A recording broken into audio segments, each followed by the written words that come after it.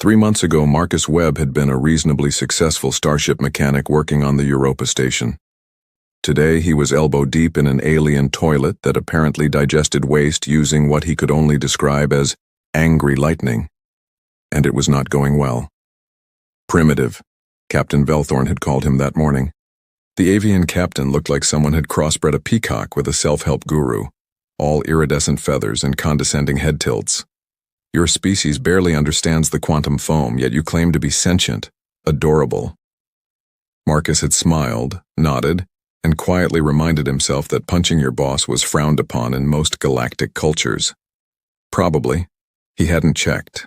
The Celestial Majesty was a cruise ship for the obscenely wealthy, the kind of vessel where the buffet served 17 types of imported singdust, and the entertainment consisted of watching lesser species perform menial tasks. Ever since Earth had vanished from all star charts, Marcus had been the ship's resident human curiosity. A living museum exhibit who also fixed things.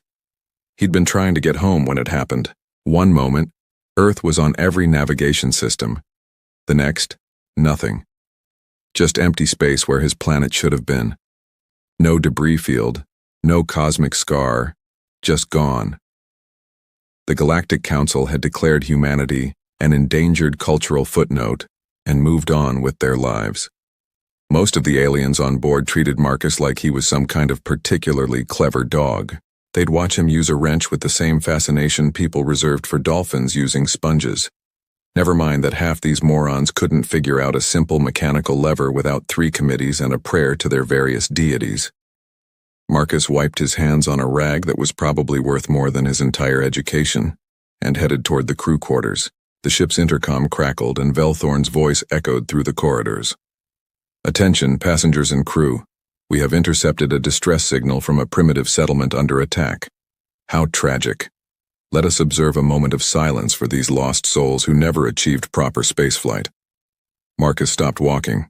His blood went cold, then immediately hot. He changed direction, heading for the bridge. The doors whooshed open, revealing Velthorn standing at the captain's chair like he was posing for a commemorative statue. Around him, the bridge crew barely glanced at their consoles. A distress signal played on the main screen, crackling and desperate. This is New Providence Colony. We are under attack by Kresh Dominion forces, requesting immediate assistance. We have civilians, children, please, anyone. The signal was human, unmistakably, desperately human. Captain, Marcus said, his voice tight. That's my species. Velthorn turned, managing to look down at Marcus despite being roughly the same height. Yes, we are aware. As I said, tragic. However, our schedule does not permit detours for pre-warp civilizations. They're calling for help, and we have a dinner seating at 7. The crystalline ambassador has requested the meteor shower view. Priorities, Mr. Webb. Marcus felt something snap inside him. Not violently, just a quiet little click that said he was done playing by their rules. Marcus found Commander Zara Thornwick in the observation lounge, staring out at the stars with the expression of someone who'd given up on finding meaning in anything. She was nursing something blue and probably alcoholic. They're not going to help, Marcus said, sliding into the seat across from her. Zara didn't look at him. Of course not. Why would they? We're primitives, remember? We only invented faster-than-light communication, quantum computing, and cybernetic integration. But sure, we're the dumb ones because we still use physical tools. There's a human colony dying out there. There are probably lots of human colonies dying out there, Zara said flatly. Earth's gone, Marcus. We're scattered across the galaxy like cosmic litter and nobody gives a damn. She finally turned to look at him. You know what I did before they demoted me to cultural liaison? I was a tactical officer, top of my class. I defended a transport convoy from pirates, and the Galactic Court marshaled me for excessive aggression. Apparently destroying enemy ships instead of asking them nicely to stop is considered barbaric. Marcus leaned forward. How well do you know this ship's systems? Why? Her eyes narrowed. What are you thinking? Before he could answer, something small and vaguely slug-like oozed onto the table between them. Pip, the gastropodian janitor, quivered nervously. I could not help but overhear, Pip said in his wet, whispery voice. You are planning something inadvisable, yes? Extremely inadvisable, Marcus confirmed. Oh good. I would like to help. My species is also considered primitive. We are excellent at being underestimated. Pip's eye stalks swiveled. Also, Captain Velthorn once threw a champagne glass at my head because I cleaned during his meditation hour. I remember things. Zara sat up straighter. The Celestial Majesty has orbital weapons, Class 5 particle cannons, technically for asteroid deflection. Technically, Marcus repeated. They've never been fired, not once. The safety protocols require 17 authorization steps, voice confirmation from 3 senior officers, and a formal declaration of intent filed with the Galactic Peacekeeping Bureau. Sounds complicated. Sounds like a challenge. Zara's eyes glinted. For the first time in months, she looked alive. Pip, you clean the bridge. You've seen the security codes. I have an eidetic memory for cleaning schedules and things people think I do not notice, Pip said proudly. Also, I know where they keep the good snacks. The 3 of them stared at each other. On the main screen across the lounge, a news feed showed the Kresh fleet moving into position around New Providence Colony. The colony had maybe an hour, if they were lucky. This is insane, Zara said. Completely, Marcus agreed. When do we start? They spent the next 20 minutes planning. The ship's weapon systems were located in a secure subdeck that required authorization Marcus definitely didn't have. But Pip had access to the maintenance tunnels, and Zara still had her old security badge, which nobody had bothered to deactivate because they'd assumed she was too broken to cause trouble. Big mistake. They made their way through the service corridors, Pip leading them through passages so narrow Marcus had to turn sideways. The ship's interior was a maze of unnecessary luxury and baffling design choices. Who needed a champagne fountain in a maintenance tunnel? Voice authorization required, the weapons console announced when they finally reached it. Please state your name, rank, and intent. Marcus looked at Zara. Now what? Now we improvise. She cleared her throat and spoke in a perfect imitation of Velthorn's pompous accent. Captain Velthorn, authorization code Sigma 7 Niner Alpha, conducting defensive systems test. Authorization code incorrect. Please. Override protocol, Pip squeaked, tentacles flying across a secondary panel. Maintenance cycle initiated. Disable verbal confirmation. The console beeped angrily but switched to manual mode. Marcus grinned. Pip, you beautiful, slimy genius. Thank you, I try. Zara pulled up the tactical display. Her hands moved across the controls with the confidence of someone who'd done this 1,000 times. Kresh fleet composition is bad. We're looking at 3 destroyers, 6 frigates, and a command carrier. The colony's shields won't last another 30 minutes. Can we take them? With these weapons? If I had a proper crew and authorization? Yes. With the 3 of us and no authorization? She smiled grimly. Let's find out. Marcus was pulling up the targeting grid when alarms started blaring. Red lights flooded the corridor. Pip said quietly. I may have triggered the silent alarm, which is apparently not silent. Heavy footsteps echoed down the corridor. Marcus looked at Zara. Plan B? We didn't have a plan A. We're currently on plan what the hell were we thinking? The door burst open, revealing Captain Velthorn, flanked by 4 security officers, all armed with weapons that crackled with energy. Marcus took a deep breath. Time to get creative. Step away from the console, Velthorn commanded, his feathers ruffling in what Marcus had learned was the avian equivalent of bristling with rage. You primitive little vandals dare to... I've already activated it, Marcus interrupted. Velthorn froze. Activated what? Earth's dormant defense network. Marcus crossed his arms, channeling every ounce of confidence he didn't feel. Did you really think we'd build colonies without protection? That we'd just scatter across the galaxy defenseless? Earth is gone. Earth the planet is gone. Earth the civilization is very much alive. Marcus gestured at the display. Right now there are 36 human warships receiving my distress call. They'll be here in 15 minutes. This was, of course, complete nonsense. Marcus had no idea if there were any human warships, and if there were, he certainly couldn't call them. But Velthorn didn't know that. "You're bluffing," the captain said, but his voice had lost some of its certainty. "Am I?" Zara stepped forward. "Captain, let me tell you something about human military doctrine. We don't build colonies. We build fortresses that look like colonies. Every settlement has contingency protocols. Every civilian is trained for evacuation, and every defensive grid is networked to every other defensive grid across 7 sectors." She rattled off complete technical nonsense with absolute authority. "Right now, the New Providence colony is broadcasting a distress code on quantum channels you can't even detect. The response fleet includes 6 dreadnoughts, each carrying enough firepower to sterilize a moon." "That is absurd," Velthorn sputtered. "Your species barely achieved warp capability a century ago." "Exactly," Marcus said. "We've been busy." Pip oozed forward. "I believe them. Humans are terrifying when motivated. Did you know they evolved on a death world? Predators, poison, diseases that kill millions, weather that can freeze or boil you, and they just dealt with it. That's not normal. Normal species evolve on pleasant worlds with reasonable gravity and abundant resources.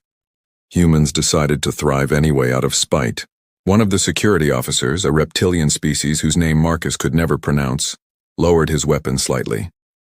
"I heard humans have over 800 words for killing things." "That's not helping," Velthorn snapped. The bridge intercom crackled. "Captain, we're receiving a transmission from the Kresh fleet. They're demanding we leave the area immediately or be fired upon." Velthorn's feathers went flat against his head. Being threatened by pirates was bad for business. Worse, it was bad for his reputation. Marcus saw his opening. "Captain, imagine the headlines. Brave Captain Velthorn saves human colony. Defeats Kresh Dominion. You'd be a hero. The Galactic Council would have to recognize your tactical brilliance. You might even get a medal." "I would get a medal," Velthorn said thoughtfully. "You'd get several medals. They'd name stations after you. Children would play with action figures in your likeness. I do have excellent bone structure for merchandising. Plus," Zara added, "if you don't help, and the human fleet shows up to find their colony destroyed while you sat here eating canapes, they might be upset. And as we've established, humans are terrifying when motivated." Velthorn looked at the tactical display, then at Marcus, then back at the display. His feathers ruffled and smoothed several times.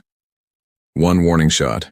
We fire 1 warning shot to discourage the Kresh, then we leave. Agreed?" "Absolutely," Marcus lied. 1 warning shot." "Fine, but I am supervising personally." Velthorn turned to his security team. "Return to your stations. We have pirates to discourage." As they filed out, Pip whispered to Marcus, "You are going to fire more than 1 shot, yes?" "So many more shots," Marcus whispered back. The Bridge of the Celestial Majesty was designed for luxury viewing, not combat. Plush seats, ambient lighting, a wet bar in the corner. It looked more like a high-end theater than a military vessel.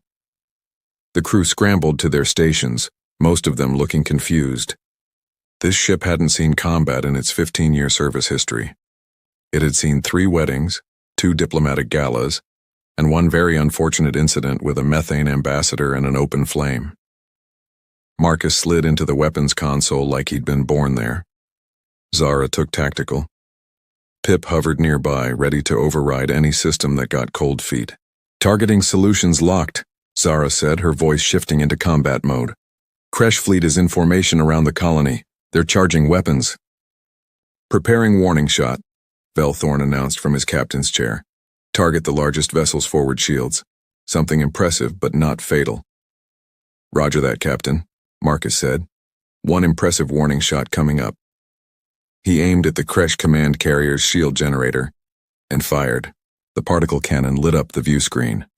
A beam of concentrated energy lanced across space and punched through the carrier's shields like they were tissue paper. The entire generator array exploded in a cascade of secondary detonations. "Warning delivered," Marcus said cheerfully. "They've been warned." "That was not a warning shot," Velthorn squawked. That was a direct hit on a critical system. Is there a difference? Marcus was already locking onto the next target. Zara, what's our firing solution on those destroyers? Beautiful. Take your pick. The Kresh fleet scattered, confusion evident in their panicked flight patterns. They'd expected to intimidate a luxury cruise liner. They had not expected to be on the receiving end of a surgical strike. Incoming transmission from the Kresh fleet, the communications officer announced. Ignore it, Marcus said, firing again. Another destroyer's propulsion system erupted. The ship went into an uncontrolled spin. We're busy. You cannot ignore diplomatic communications during combat, Velthorn protested, but he was watching the tactical display with growing fascination. Although, that was an excellent shot. Thank you. I used to play a lot of video games. Zara was calling out targets like a sports commentator. Frigate on the left is trying to flank. Marcus, you seeing this? I see it. Pip, route auxiliary power to forward weapons. Routing power, Pip confirmed. Also, there is champagne in the weapons locker. This is a very strange ship. Marcus fired 3 times in rapid succession. Each shot was precise, calculated to disable rather than destroy. Engines, weapon arrays, shield generators. The Kresh ships tumbled through space, suddenly very harmless and very confused. This is incredible, breathed one of the bridge officers. You're fighting 6 ships simultaneously. 7, Zara corrected. Don't forget that frigate hiding behind the colony station. Oh right, thanks. Marcus adjusted his aim and fired. The hiding frigate's shields flared and died. Make that 7 very embarrassed ships. The Kresh command carrier was broadcasting on all frequencies now. Warlord Grexus appeared on screen, his reptilian face twisted in fury and, Marcus noted with satisfaction, a little bit of fear. Who dares attack the Kresh Dominion? Identify yourselves immediately. Marcus glanced at Velthorn. The captain was frozen, clearly torn between protocol and the intense satisfaction of watching pirates get what they deserved. May I? Marcus asked. Velthorn waved a wing weakly. You're already committed. Might as well finish. Marcus opened the channel. This is Earth. We were never gone. We were just waiting.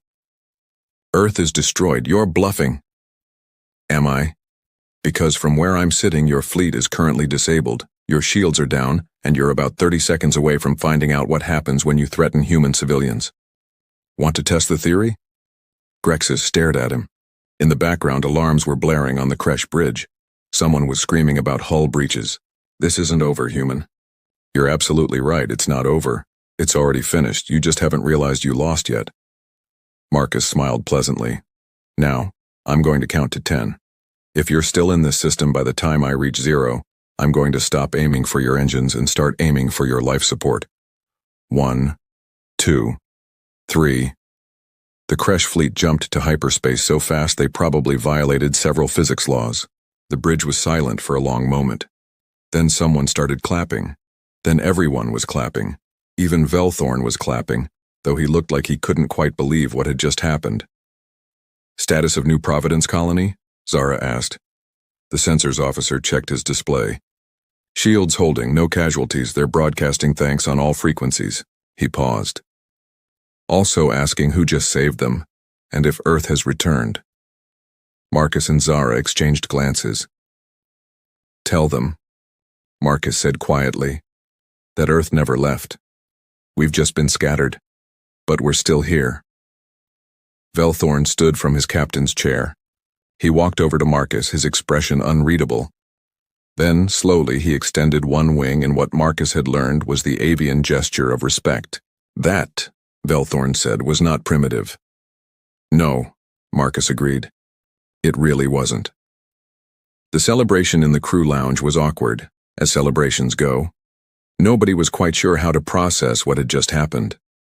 The ship's passengers, mostly oblivious to the combat, were complaining about the disruption to their dinner service. The crew was split between admiration and existential crisis. Several species were quietly reevaluating their assumptions about humanity. Marcus found himself at the bar with a drink he couldn't identify and a headache he definitely could. Velthorn had officially promoted him to Chief of Engineering, which meant he'd gone from cleaning toilets to running the entire engineering department in approximately 4 hours. It was possibly the fastest career advancement in galactic history. Zara was reinstated as tactical officer with full honors and a formal apology from the Galactic Court, which had apparently decided that maybe her aggressive tactics weren't so barbaric after all. Funny how saving a colony changed perspectives. Pip got promoted too, though nobody was quite sure to what. He now had an official title that translated to Special Assets Coordinator, which seemed to mean he could go anywhere and access anything. He was thrilled. He was also slightly drunk on fermented algae. "You know," Velthorn said, appearing beside Marcus at the bar, "I have been captain of this vessel for 12 years. I have navigated trade disputes, diplomatic incidents, and one memorable occasion where a crystalline ambassador attempted to marry the ship's computer. But I have never ever seen anything like what you did today." "We," Marcus corrected. "What we did." "Yes, we." Velthorn's feathers ruffled. "I may have underestimated your species." "You think?" "In my defense, you do still use physical tools." "Yeah, we like things that work." Marcus took a sip of his drink. It tasted like oranges and regret. "Captain, can I ask you something? Why did you really let us do it? The medals and glory stuff was obviously garbage." Velthorn was quiet for a moment. "Because," he said finally, "nobody answered when my world called for help. 300 years ago, the avian homeworld was attacked by slavers. We broadcast distress signals for 17 hours. Ships passed by. They had schedules to keep, priorities." His voice turned bitter. "By the time help arrived, half my species was dead or enslaved. So when you asked for help today, I remembered what it felt like to be ignored." Marcus didn't know what to say to that, so he just nodded. "Also," Velthorn added, "watching you destroy that Kresh fleet was extremely satisfying. Grexis has been a thorn in my side for years. There it is. I contain multitudes." Zara appeared, looking more relaxed than Marcus had seen her in months. "New Providence Colony just sent a message. They want to know if there really is a human defense fleet." "What did you tell them?" "I told them the truth, that we have no idea, but we're going to act like there is until someone proves otherwise." She grinned. "Fake it till you make it. It's the human way." They made their way to the observation deck, where floor-to-ceiling windows offered a view of the stars. Somewhere out there, Earth was either gone forever or waiting to be found. Marcus wasn't sure which possibility scared him more. "Do you think we'll ever find it?" Zara asked quietly. "Earth? I don't know. Maybe Earth doesn't matter anymore. Maybe what matters is that we're still here, still human, still too stubborn to know when we're supposed to give up." That's surprisingly philosophical for a guy who fixed toilets this morning. "I'm complex." Pip oozed up beside them. "I have been thinking. If Earth is gone, where did it go? That's the question, isn't it?" The observation deck's proximity alarm pinged. Soft, almost apologetic. Something had just entered the system. Something big. Marcus pulled up the sensor display on a nearby console. His heart stopped. A massive ship had just dropped out of hyperspace. The signature was unmistakable, even after months of not seeing it. Human design, military configuration, dreadnought class. It was broadcasting a simple message on loop. "This is the UESS Indomitable, responding to distress call from New Providence Colony. All hostile forces have 5 minutes to vacate the system or be eliminated. Earth protects its own." Zara grabbed Marcus's arm. "Did you?" "No, I swear I have no idea." More ships dropped out of hyperspace. 6 of them, all human, all armed. The bridge intercom crackled. "Mr. Webb, Commander Thornwick, please report to the bridge. Captain Velthorn would like your expertise on human military protocols. Apparently we're being hailed by a fleet that technically shouldn't exist." Marcus and Zara stared at each other. Then they started laughing. Not because it was funny, but because the alternative was screaming. "You know what they say about humans," Marcus said, watching the fleet take up defensive positions around New Providence Colony. "We're too stupid to know when we're beaten.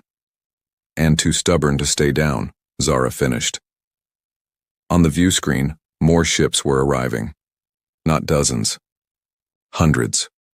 A proper human fleet, emerging from whatever corner of the galaxy they'd been hiding in. Or waiting in. Or building in. Marcus thought about his bluff. About telling Warlord Grexus that Earth was waiting. Watching. Maybe it hadn't been a bluff after all. "Pip," he said, "I think we're going to need more champagne." "I will get all the champagne," Pip said happily. "This is the best day of my life." The UESS Indomitable's message changed. A new voice, calm and professional, with the unmistakable accent of someone who'd grown up on Mars. "This is Admiral Chen of the United Earth Expeditionary Fleet. To all human survivors in this sector, you are not alone. You were never alone. Earth calls its children home." Marcus felt something he hadn't felt in 3 months, something he'd thought he'd lost when Earth vanished from the star charts. Hope. "Well," he said to Zara, "guess we'd better figure out where home is now." "Guess so." On the observation deck of the Celestial Majesty, 3 unlikely friends watched as humanity announced its return to the galaxy. Not with apologies or explanations, but with weapons hot and shields raised, ready to protect its own. Primitive. Right. The galaxy was about to learn what humanity already knew. You could take away their planet, scatter them across the stars, treat them like second-class citizens and mock their tools. But you couldn't make them quit, and that, as Warlord Grexus was